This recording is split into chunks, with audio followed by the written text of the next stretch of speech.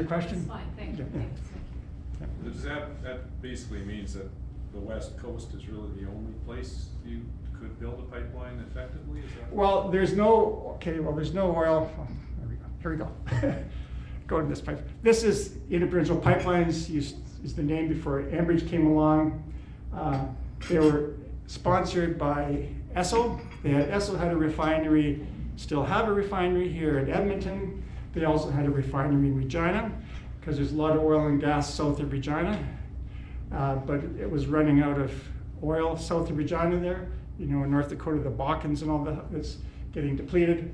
So Esso came to Interprovincial Pipelines and they said, could you build us a pipeline from Edmonton to Regina, please? Because we want to make sure there's enough feedstock coming into our Regina refinery. Regina refinery, by the way, is closed now, and the Esso refinery is closed now, but been operating up to about 1970 something. So they said, sure, we'll build your pipeline, and Esso, so Interprovincial Pipelines was born. They're building a pipeline to Regina.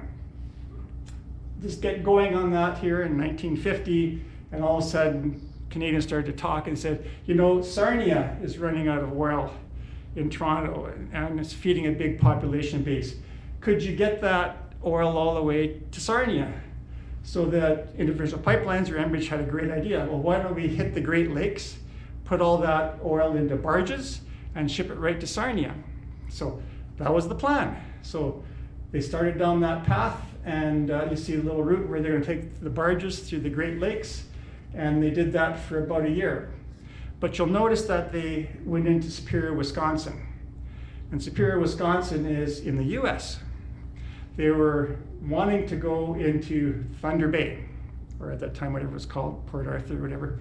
And but they had to go through the Canadian Shield to get to Thunder Bay. It was rock all the way, they had to blast all the way, very expensive. So this is the actual article where they say that it would have been 120 miles longer and cost would have been prohibitive. It's going to be a 10% more, $10 more million. Today's funds, that's not a lot, but back then there was a lot of money. So they chose to go south, and they chose to go to Superior. And it operated like this for about 1 or 2 years, shipping up barges all the way to Sarnia. Sarnia was happy. All the refineries that were in Sarnia that were already established, they took all this barged oil. But just like today, people started to worry about oil spills in the Great Lakes. So then Enbridge and others said to themselves, what are we going to do about that? And they proposed building pipeline all the way to Sarnia. I can't remember, order my slides here. Yeah, oops. So they built this pipeline from Superior all the way down through Straits of Mackinac to Sarnia. 1953, and that took all the barges off the Great Lake at that point. It also created an issue that we're facing now with the governor of Michigan, and that is the Straits of Mackinac, which is that square box on there. There's pipeline laying on the bottom of the straits. There's 2 pipelines there. They are amazing. There's about 4 times the steel on these pipes that you would imagine. They're fully protected. They're probably the best pipelines in our entire system. But Governor Gretchen wants to shut them down and stop the flow. And this created a lot of issues for Canada, because this is all the flow going to Sarnia, and this provides all the oil and gas to Montreal. And from Sarnia, the pipelines go all the way to Montreal. There's a refinery in Montreal, refineries all the way up and down there. So this is the big issue that's been in the news for the last little while about shutting that down. So Enbridge proposed to build a channel-like related thing. They're going to build a channel or a tunnel underneath that Straits of Mackinac. Spent a lot of money on that, which is people could walk up and down and watch the pipeline, and all the ship anchors and stuff that they were concerned about would not be an issue anymore. It's been going through regulatory bodies for the last probably up to 10 years now, and the Department Corps of Engineers is the last ones to give their approval on it. But then there's a 3-year construction window once that gets approved. So it's a long ways out, and I guess Enbridge is fighting to keep this line, which you wouldn't believe it. I've seen the smart pig runs from it, and it's got so much thickness. It's just bizarre. They scuba dive up and down it. 4 or 5 times a year. We've got monitoring vessels for AI and people monitoring the vessels that go by to make sure they're not dragging their anchors. They stop every vessel before they go across there. Enbridge does that. It's just the money we're spending on this is amazing compared to what we used to spend. So it's been there since 1953. Bechtel, which is one of the best engineering companies in the world, built this for us in 1953. So, as they built the Hoover Dam and other things. Yeah. Do you know what the schedule of that pipe is? Oh, it's 160 or more. It's way up there. Yeah. Yeah. So that is. Yeah. So then the other reason that. Just a quick question. Excuse me. I need your thing because I'll touch. Or you can get me back on the slides here. I think I put it down over here. Try it. Yeah. Oh, yeah, sorry. Touch the pad. Here. Okay. I've got a quick question for Yeah. you, sir. In Alaska, they build it on a surface. And what about Northern Ontario? Would this be a feasible entity, or you're talking about the high cost of going through the rocks and everything? Yeah. I mean, this is a good slide to discuss that exact thing.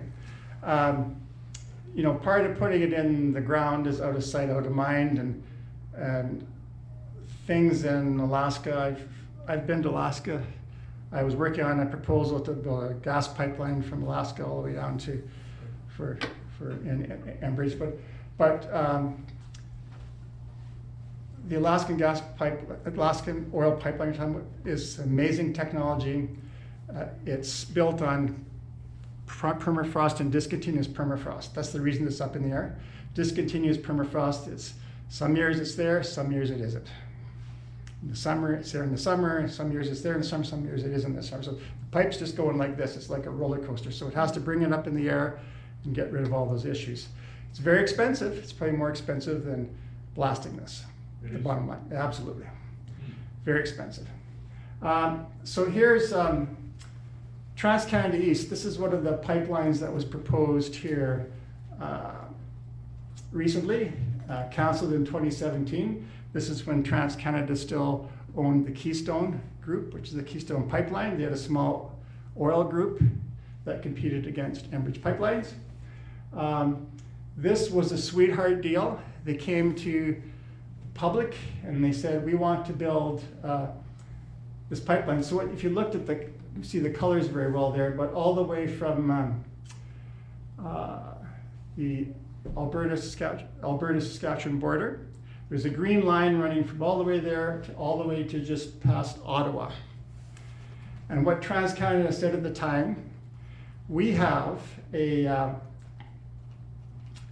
have 3 pipelines going through Ontario there. We have surplus capacity in one of our pipelines. We could take that out of service and we could change one over to oil. And then all we'd have to do is build this little section up through Montreal all the way to St. John. Done. And very, very good project. And 4,500 kilometer pipeline. They only had to build this little section here. And you've all followed this in the newscasts and everything. It was turned down a lot by Quebec, I think, and they're against building this pipeline in here. And it was such a sweetheart deal because now they spun off their Keystone projects into a company called Southbow, and very tiny little company, and they took all of the oil stuff. All of a sudden, Trans-Canada says we no longer have surplus capacity in our gas line from Alberta all the way to Toronto. So that opportunity disappeared. So how did the Trans-Canada pipeline get above the Great Lakes? It was 1955, and Louis St. Laurent, or whoever the prime minister at the time, wanted very much to get gas to the Ontario area.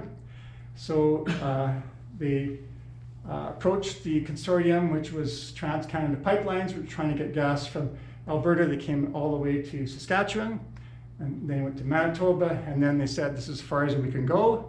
And they say, well, if you go south of the Great Lakes, because you go south of the Great Lakes, you're in the dirt, agricultural lands, where Enbridge ended up going.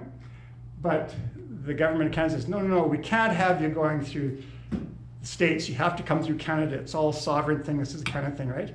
And then they went to their financiers, and their financier says, this is so risky going through there, we cannot support you with private financing to go through Northern Ontario.